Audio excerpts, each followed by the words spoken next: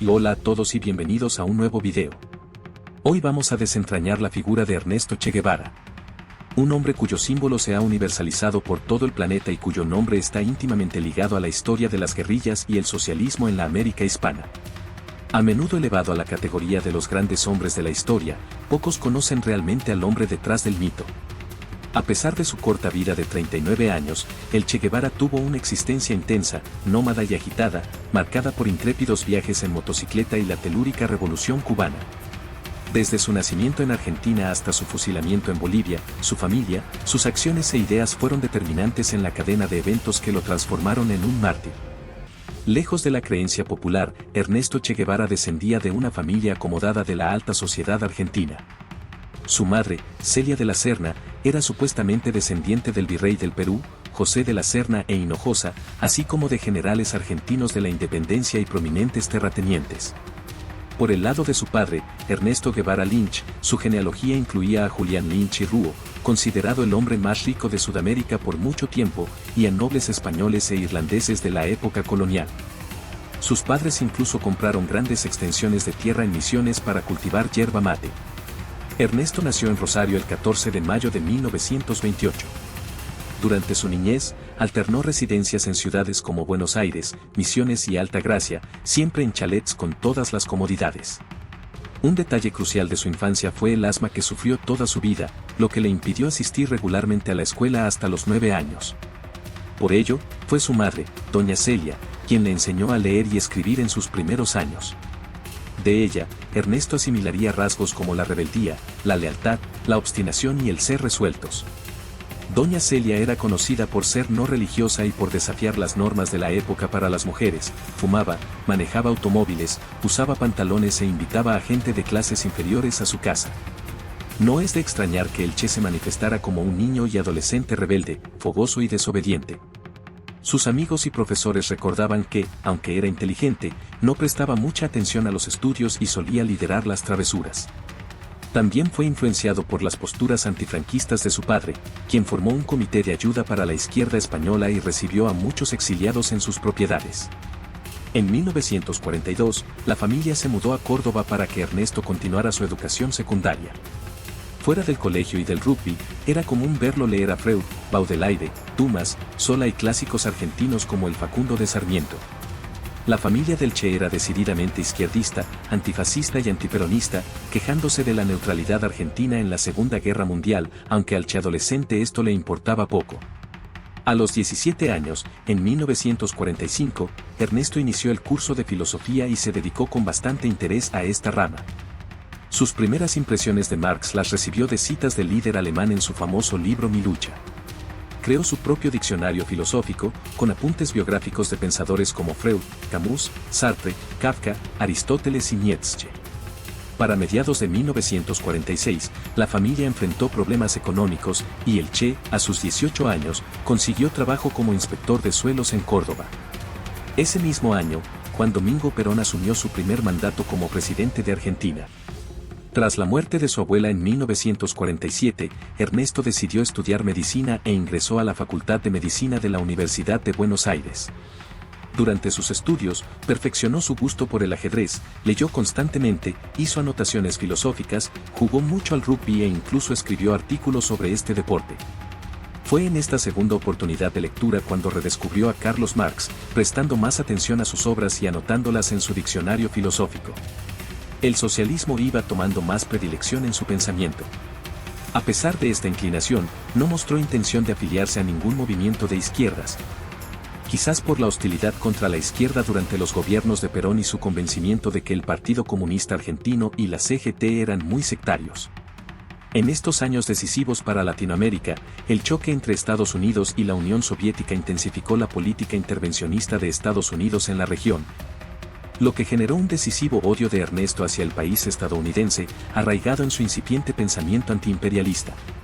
Además de sus estudios, emprendió negocios de menor escala, como fabricar pesticidas en el garaje o vender zapatos puerta a puerta. Una muestra de su vida de bohemio rebelde fue su ferviente gusto por los viajes largos y las excursiones. En 1950, partió en una pequeña bicicleta impulsada por un motor italiano hacia el noroeste argentino, en un viaje de 6 semanas. Su diario de motocicleta, publicado años después, reseña muchas experiencias donde se sintió en un ambiente acorde a su ser, hostil, nómada y cambiante. Sus acompañantes eran vagabundos, presos y otros viajeros, con quienes entablaba conversaciones. Usando su credencial de estudiante de medicina, conseguía posadas gratis en leprosarios y pequeños hospitales. Fue en el noroeste argentino donde presenció las deficiencias y la precariedad económica de las clases desfavorecidas. Para 1951, con 23 años, Ernesto no se sentía motivado por los estudios ni por la vida en la ciudad, solo lo movía el constante deseo de viajar. Su entrañable amigo Alberto Granado le propuso un plan mucho más ambicioso, un viaje de magnitud latinoamericana. Salieron en motocicleta el 14 de enero de 1952 desde Miramar y la aventura duró hasta agosto de ese año. Durante este viaje, no solo anotó y denunció las precariedades de los pueblos latinoamericanos, sino que también dejó ver su desdén contra determinados grupos. Por ejemplo, relató un incidente en Perú con un lugareño que probablemente era un invertido. En Caracas, Venezuela, anotó sobre los habitantes de los barrios populares, refiriéndose a los negros como indolente y soñador y con poco apego que le tienen al baño. Además, dedicó líneas a sus incipientes y crecientes tendencias por el combate y la violencia. Teñiré en sangre mi alma y loco de furia degollaría cuando vencido caiga entre mis manos, ya siento mis narices dilatadas saboreando el acre olor de pólvora y de sangre de muerte enemiga. Tras regresar a Argentina después de la muerte de Evita Perón, a la que no le dolió ni festejó su desaparición, Ernesto se concentró en sus estudios. El 11 de abril de 1953, aprobó su examen final y llamó a su padre diciéndole: «Habla el doctor Ernesto Guevara de la Serna». La alegría de su padre fue efímera, pues el doctor ya estaba planeando otro viaje, esta vez con su amigo Carlos Ferrer. Salieron el 7 de julio de 1953 desde Buenos Aires hacia La Quiaca, en la frontera con Bolivia. En La Paz, presenciaron con buenos ojos la Bolivia convulsionada por el surgimiento del movimiento nacionalista revolucionario, que disolvió las Fuerzas Armadas, tomó las minas y emprendió una fallida reforma agraria. En Perú y Ecuador, vivieron de precariedad en precariedad. Ernesto llegó a vender muchas de sus pertenencias, incluso un traje fino que sus padres le habían regalado, para perseguir aparentemente nada. Desde Guayaquil, Ernesto y otros argentinos zarparon hacia Panamá con el objetivo de llegar a Guatemala, atraídos por la inédita revolución que lideraba Jacobo Arbenz. En Panamá, el Che sintió que iniciaban sus correrías por las llamadas repúblicas bananeras, viviendo en casas que cobraban $1 al día y viajando a punta de trenes, buses baratos, pidiendo aventones y caminando grandes distancias. Así pasó por Costa Rica, Nicaragua, Honduras y El Salvador, llegando a Ciudad de Guatemala la mañana del 24 de diciembre. En Guatemala, chocaban los intereses del monopolio frutero estadounidense, la United Fruit Company, que mantenía gran parte de sus tierras ociosas, con el gobierno nacionalista de Jacobo Arbenz. Arbenz se ganó la mira de Estados Unidos al revocar a la multinacional 156.000 de sus 222.000 hectáreas a favor del campesinado. Esto, junto con otras medidas, le valió un golpe de Estado orquestado por la CIA, la United Fruit Company y élites guatemaltecas, que derrocó a Arbenz el 27 de junio de 1954. Fue en Guatemala donde Ernesto conoció a Gilda Gadea, una mujer peruana con importantes conexiones con el Partido Comunista Guatemalteco y organizaciones izquierdistas de toda Latinoamérica. Aunque el Che siempre se había mantenido al margen del activismo, Gilda lo hizo ceder y meterse de lleno en la política y la militancia activa. Gilda se enamoró perdidamente del Che y fue quien lo sostuvo económicamente en Guatemala. Él, a pesar de no estar enamorado de ella por considerarla fea para sus gustos, mantuvo una relación por conveniencia. Tras el derrocamiento de Arbenz, Gilda y el Che decidieron marcharse a México, donde Gilda tenía asegurado un lugar para no ser perseguida. A la par que ellos, llegó a México un joven cubano llamado Fidel Castro Ruz, conocido por haber participado en el intento de toma del cuartel militar Moncada contra el gobierno de Fulgencio Batista en Cuba. Cuba, aunque había experimentado un avance económico y social constante que la ubicaba entre los países más prósperos de la región, no estaba exenta de problemas y grupos revolucionarios. Fidel Castro había sido condenado a prisión tras el asalto a Moncada, pero fue indultado en 1955 por Batista, exiliándose en Estados Unidos y luego en México. En ambos países, se dedicó a conseguir apoyo financiero y político para su lucha armada contra Batista, incluso de la CIA a través del expresidente cubano Carlos Prío Socarrás. El fracaso del Moncada le había dado a Castro una aura revolucionaria que le procuró un elevado protagonismo. Así, Ernesto y Fidel se conocieron una noche en México. Se dice que congeniaron bastante bien, ambos reconociendo en el otro un elevado grado de cultura, inteligencia y audacia. Sin embargo, sus compañeros notaron la extraña admiración y sumisión del Che para con la voluntad de Fidel Castro, quizás electrizado por una personalidad más avasallante que la suya. Ernesto fue finalmente seducido para incorporarse a los ambiciosos planes de Fidel y a las causas revolucionarias de la América hispana. Hilda y Ernesto se casaron y tuvieron una hija, Hilda Beatriz Guevara, nacida en 1956. Ese mismo año, Fidel, su hermano Raúl, Ernesto y otros revolucionarios en México crearon el Movimiento 26 de Julio, M-26, para impulsar la lucha armada en Cuba. Más allá de sus afinidades por las ideas socialistas, Ernesto acudió a la lucha armada no tanto por aspiración de poder, sino por su espíritu nómada y su anhelo de aventura y adrenalina y de violencia que lo guiaron a las empresas más peligrosas e inverosímiles. Finalmente, después de meses de dificultades y planificación, Fidel, Raúl y Ernesto salieron de México el 25 de noviembre de 1956, rumbo a Cuba. El M-26, comandado por Fidel, llegó a Cuba con 2 días de retraso, el 5 de diciembre, y el ejército de Batista ya los esperaba. Los revolucionarios sufrieron serios reveses y se vieron obligados a internarse en la mítica Sierra Maestra. De los 82 hombres que partieron, incluyendo a Fidel, Raúl, el Che y Camilo Cienfuegos, apenas quedaban no más de 20 en la Sierra Maestra. En la Sierra Maestra, los diezmados guerrilleros se reunieron para reorganizar su estrategia. Otros grupos armados se habían conformado en Cuba, no bajo el mando de Fidel, como el Directorio Revolucionario, que realizó acciones como la fallida toma del Palacio Presidencial. En marzo de 1957, Fidel concedió entrevistas a periodistas estadounidenses como Herbert Matthews del New York Times y Robert de CBS. Estas entrevistas, con un tono favorable hacia los guerrilleros, volcaron la opinión pública internacional a favor de Fidel Castro y el derrocamiento de Batista. En mayo del 1957, se llevó a cabo el primer enfrentamiento armado liderado por Castro y el Che en el combate de El Ubero. En julio, Castro y otros líderes publicaron el Manifiesto de La Habana, prometiendo elecciones libres una vez derrocado Batista.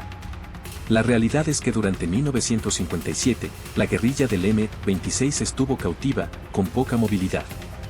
Poco a poco, fueron reclutando campesinos, quienes debían soportar el clima húmedo tropical de la sierra y eran amenazados con pena de muerte por cualquier deserción o traición. El Che fungía como médico de la guerrilla y atendía a los enfermos, pero rápidamente ganó una posición de liderazgo y la confianza de Fidel. Paralelamente, otros grupos disidentes de las Fuerzas Armadas cubanas conjuraban contra Batista, quien sufrió fallidos golpes militares que debilitaron seriamente a su ejército. Para julio de 1957, la guerrilla del M-26 contaba con 125 combatientes, que Fidel dividió en 2 columnas, dándole a Ernesto el liderazgo de la segunda columna con 75 hombres. El Che escribió a Hilda que en la sierra vivía con sed de sangre, y ciertamente era así. Al inicio del conflicto, cuando la moral de la guerrilla decaía, el Che encontró un hombre de dudosa fidelidad y lo pasa por las armas para demostrarle a los demás qué le sucedería si traicionaban el foco revolucionario. Con frialdad inmutable, el Che no titubeó para aplicar este mismo castigo con sus propias manos más de 100 veces a miembros de sus tropas durante la rebelión por cargos de deserción contra los revolucionarios. El M-26 creó células en poblados y ciudades para reclutar miembros, sabotear al gobierno y pasar por las armas a funcionarios gubernamentales. A inicios de 1958, lograron nuevas victorias, pero seguían reducidos a la Sierra Maestra. Fidel reorganizó la guerrilla y mandó al Che Guevara a la escuela militar en Minas del Frío para preparar nuevos reclutas, una orden que el Che acató con algo de rabia por ser enviado a la retaguardia. En marzo de 1958, Estados Unidos decretó que dejarían de vender armas a Batista y sus diplomáticos en la isla comenzaron a presionarlo para que dejara el poder. En abril, el M-26 convocó una huelga general que resultó en un fracaso. En mayo, Batista emprendió una ofensiva militar, pero las guerrillas lograron escabullirse. En agosto, Batista ordenó la retirada de sus tropas gubernamentales, una decisión cuyas razones aún son objeto de discusión y especulación. Aprovechando la retirada de las tropas, el Che Guevara y Camilo Cienfuegos fueron enviados al centro de la isla para preparar un ataque contra la ciudad estratégica de Santa Clara. Tras 6 semanas de caminatas, el Che llegó a Escambray en diciembre. Mientras tanto, Estados Unidos intensificó sus medidas, decretando un embargo contra el gobierno cubano. Los poderes cruciales que sostenían a Batista le habían dado la espalda en su momento de mayor debilidad. Fidel ordenó la diseminación de las tropas al resto de Cuba. El Che luchó con Camilo Cienfuegos en el centro de Cuba, logrando la capitulación de varios destacamentos del gobierno. Los revolucionarios liderados por Ernesto Guevara lograron sitiar a Santa Clara en diciembre y luego avanzaron hacia la ciudad, tomando un tren blindado del gobierno que había sido enviado para fortificarla con armamento clave. Ante las presiones militares internas, la retirada del apoyo de Estados Unidos y la agitación guerrillera, Batista decidió finalmente salir de Cuba con su familia. El poder quedó frágilmente en manos del general Eulogio Cantillo, uno de los militares conjurados contra Batista. Pero Fidel y los guerrilleros, con el lema Revolución sí y golpe no, rechazaron una nueva junta militar sin ellos. El Che y todos los guerrilleros extendidos por Cuba recibieron la orden de ir a La Habana y tomar posiciones clave. Fueron recibidos por multitudes que les cantaban vivas, las mismas que meses antes salían a vociferar en apoyo a Batista. Extasiados, los revolucionarios cometieron varios crímenes, tropelías y fusilamientos, incluido el Che Guevara. En La Habana, encarcelaron a Cantillo y al general Barquín, otro militar de renombre contra Batista. Mientras tanto, surgieron conflictos entre el M-26, el Directorio Revolucionario y otros grupos. Fidel se adelantó, llegó a Santiago de Cuba y la proclamó capital provisional, nombrando un presidente y un gobierno provisional con actores diversos, y él mismo se proclamó comandante de las Fuerzas Armadas. Estados Unidos reconoció al recién creado gobierno provisional. Con el cántico de patria o muerte, se sepultaba una era para Cuba. El 8 de enero de 1959, Fidel entró triunfante a La Habana. El nuevo gobierno provisional, presidido por Manuel Urrutia y con un gabinete de políticos civiles, con Fidel como comandante militar, no duró mucho. No pasó demasiado tiempo para que el Che Guevara, Fidel Castro y otros revolucionarios formaran un gobierno paralelo que, con otras maniobras políticas, fue gradualmente desplazando al gobierno civil y consolidando a Castro como líder único del Estado. Al Che Guevara se le asignó la comandancia de la fortaleza de la Cabaña, quedando encargado de los llamados juicios revolucionarios contra los militares y personeros del gobierno de Batista. Aquí, el Che se convirtió en un auténtico verdugo, que sin mucha fórmula de juicio llegó a pasar por las armas aproximadamente a 550 personas durante el año 1959. No solo antiguos miembros del gobierno de Batista, sino también a disidentes revolucionarios. Tras las acusaciones por estos sucesos, el Che Guevara llegó a decir en su famoso discurso en la ONU en 1964, fusilamiento sí, hemos fusilado. Fusilamos y seguiremos fusilando mientras sea necesario, nuestra lucha es una lucha a muerte. En paralelo a su comandancia en la Cabaña, el Che recibió la nacionalidad cubana por sus servicios en la revolución.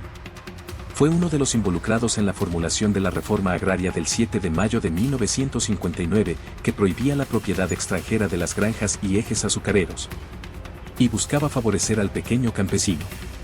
Luego, a pesar de sin muchos conocimientos reales en lo concerniente a la industria, la economía o el mercadeo, asumió cargos de primera importancia en estas áreas. Fue presidente del Banco de Cuba, noviembre de 1959, febrero de 1961, y ministro de la Industria, febrero de 1961. Abril de 1965. Tal era la confianza de Fidel en su liderazgo, que un extranjero con poco conocimiento de Cuba y su economía terminó ocupando cargos de altísimo nivel. En estos puestos, procuró llevar a cabo las medidas tradicionales del socialismo para diversificar la economía cubana. El resultado fue una deuda de $50 millones con las petroleras estadounidenses, una baja en la producción de todos los rubros en la isla, la centralización burocrática de los medios de producción, la nacionalización de grandes bancos y la confiscación de incalculables bienes estadounidenses y cubanos, resultando en cerca de 542 empresas confiscadas. Tras estas expropiaciones, Estados Unidos decretó un embargo comercial contra la isla, que se recrudeció en 1962 tras la crisis de los misiles, para luego relajarse.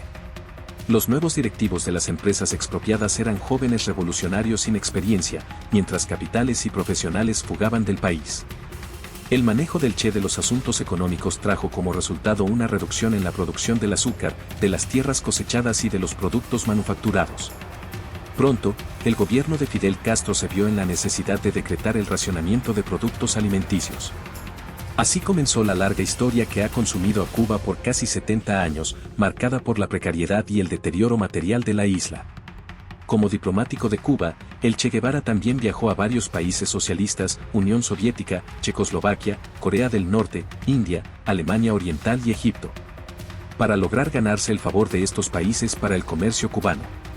Esto marcó el fin de las relaciones de Cuba y Estados Unidos a nivel gubernamental y público, y el posicionamiento definitivo de Cuba con el bloque soviético. Fidel decidió apartar al Che de la vida pública cubana, enviándolo a otras partes del mundo. Así, en 1964, viajó hacia el Congo para dirigir una tropa cubana enviada a apoyar la revolución que se gestaba allí. Es importante aclarar que el Che fue un seguidor del foquismo, una postura que defiende la creación de focos revolucionarios de 25 a 35 personas en distintas partes del mundo para acelerar los procesos revolucionarios. Según él mismo, sería un grupo decididamente violento de campesinos dirigidos por personas letradas y con el único fin de desestabilizar el gobierno de turno hasta el establecimiento de uno revolucionario. Venezuela, Argentina, Nicaragua, Perú y Colombia fueron algunos de los países que sufrieron intentos de invasión bajo esta estrategia, planificados por el propio Che.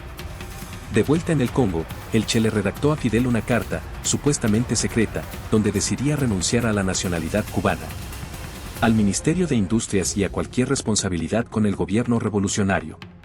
Fidel Castro expuso públicamente la carta, lo que marcó el fin definitivo de las responsabilidades políticas del Che en Cuba y un punto de inflexión en la relación entre ambos. La expedición armada del Che en el lejano y distinto Congo fracasó. El Che, ya un revolucionario errante, partió del Congo, con la barba afeitada y un corte de pelo para no ser reconocido. Fue a Praga, donde permaneció 5 meses en una casa del servicio secreto cubano, planeando dónde establecería el próximo foco revolucionario. Se decidió por Bolivia, creyendo que al estar ubicada en el centro de Sudamérica, desde allí se podrían crear focos en Perú, Chile, Paraguay, Brasil y Argentina. En julio de 1966, el Che evacuó por última vez, con Fidel dándole apenas unos 15 guerrilleros y poquísimos recursos. Además, recibió la falsa promesa de que el Partido Comunista Boliviano y algunas facciones en Chile, Argentina y Perú apoyarían la incursión.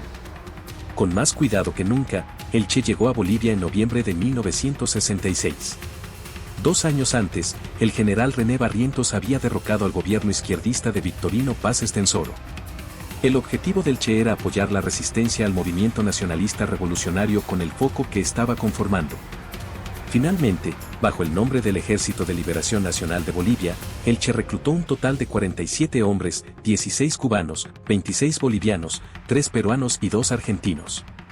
Sin embargo, el Partido Comunista Boliviano no estaba dispuesto a apoyar una lucha armada dirigida por un extranjero que no aceptaba otros liderazgos, por lo que le dieron la espalda. El gobierno de Barrientos, que había proscrito al Partido Comunista, al enterarse de la presencia guerrillera, solicitó inmediatamente apoyo a la CIA para dar con ellos. Derrota tras derrota, y deserción tras deserción, finalmente el 7 de octubre, en la quebrada del Yuro, el foco sufrió una emboscada. El Che fue herido en el brazo y detenido junto con otro guerrillero. De la quebrada del Yuro, los prisioneros fueron llevados a La Higuera, donde en una escuela transformada en cárcel esperarían las órdenes sobre su suerte. El alto mando militar de Bolivia dio la orden de pasar por las armas al Che Guevara, a pesar de que la CIA abogaba por mantenerlo vivo para interrogarlo. Pero el presidente Barrientos había sido muy claro. A la 1:10 de la tarde del 9 de octubre de 1967, el silencio conventual de las sierras bolivianas se vio momentáneamente interrumpido por una ráfaga de tiros. Frente al pelotón de fusilamiento, cayó rendido un hombre desahuciado, barbudo y abandonado, con cueros amarrados en los pies en lugar de botas y con telas cosidas y carcomidas en lugar de un uniforme. Era difícil pensar que aquel cadáver desahuciado era Ernesto Guevara de la Serna, conocido universalmente como el Che Guevara. El Che Guevara, hoy un ícono popular de nuestros tiempos admirado por algunos y repudiado por muchos, se sitúa entre la mitología de la revolución socialista y el hambre del pueblo cubano. Se le describe como el símbolo mundial de una izquierda que hoy se parece muy poco a aquella por la que el Che levantó armas. Antes que político, el Che era un agitador por naturaleza. Ernesto Che Guevara muere producto de sus ideas, de sus convicciones y de sus acciones. Él mató y murió con base en su forma de ser rebelde, indócil y agresivo. Su vida fue un torbellino de ideales, viajes y violencia, que lo llevó de la alta sociedad argentina a convertirse en un ícono revolucionario, para luego encontrar su fin en las remotas montañas de Bolivia. Muchas gracias por acompañarnos en este recorrido por la vida de Ernesto Che Guevara. Esperamos que les haya gustado y nos vemos en el próximo video.